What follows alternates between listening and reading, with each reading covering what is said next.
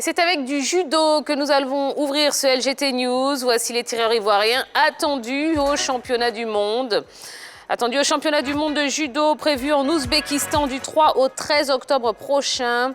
La Côte d'Ivoire sera présente avec 6 athlètes. Il s'agit chez les hommes de Daboné Daouda, chez les moins de 60 kg, Kofi Kobenant-Crémé, moins de 100 kg et Polno Baudouin Wilfried, plus de 100 kg.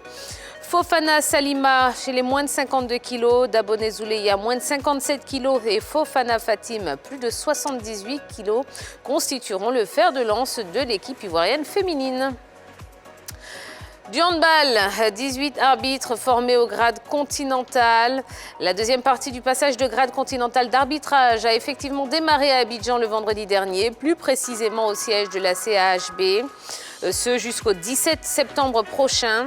Au nombre de 18 issus de la Côte d'Ivoire, du Rwanda, du Sénégal, du Togo, du Ghana, du Nigeria, de la Guinée et du Niger, les stagiaires travaillent sous la houlette des experts ivoiriens Diabaté Mamoudou et tunisien Soumaya Abid.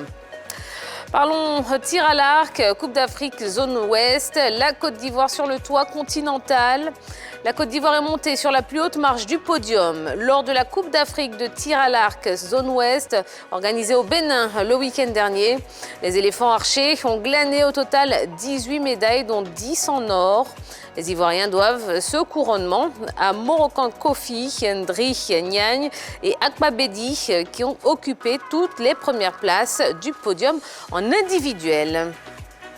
En football, on commence avec un mot de transfert. Komarachek s'engage avec Al Arabi SC. Après 5 saisons passées au Wydad Athletic Club de Casablanca, Komarachek va vivre une nouvelle expérience. C'est dans le Golfe Persique, précisément à Al Arabi SC en Arabie Saoudite, que l'international ivoirien fera ses preuves. Il est temps pour moi de remercier le Wydad Athletic Club pour ces belles années, même certaines furent compliquées, des souvenirs plein la tête, des rencontres incroyables et j'en passe. Bonne continuation au club et à très bientôt, a-t-il écrit sur sa page officielle Facebook pour annoncer son départ du WAC. Maroc, mondial 2022, la première liste de Regragui avec Ziyech et Belhanda. Walid Regragui, le nouveau sélectionneur des Lions de l'Atlas, vient de communiquer sur sa liste pour la fenêtre FIFA qui entre dans le cadre de la préparation de son équipe pour la prochaine Coupe du Monde Qatar 2022. On note le retour de 2 grands anciens au sein de ce groupe. Il s'agit de Hakim Ziyech et Younes Belhanda. Les 2 cadres sous Vahid Halilovic n'avaient plus été convoqués durant des années. Leur présence dans le groupe met fin ainsi à la crise qui secouait cette équipe sous l'ère du technicien franco-bosniaque. Et on termine avec le MC d'Alger. Hadzibezic, limogé après 3 matchs. 3 mois après son arrivée à la tête de l'encadrement technique, revoilà Farouk Hadzibezic au chômage.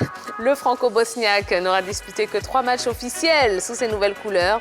Au centre de son limogeage, son début de saison raté avec une défaite contre la JS Saoura 2-0 et 2 nuls contre Biskra et RC Arba. L'ancien coach de Sochaux est donc remercié pour insuffisance de rendement. Et bien voilà l'actualité sportive du jour.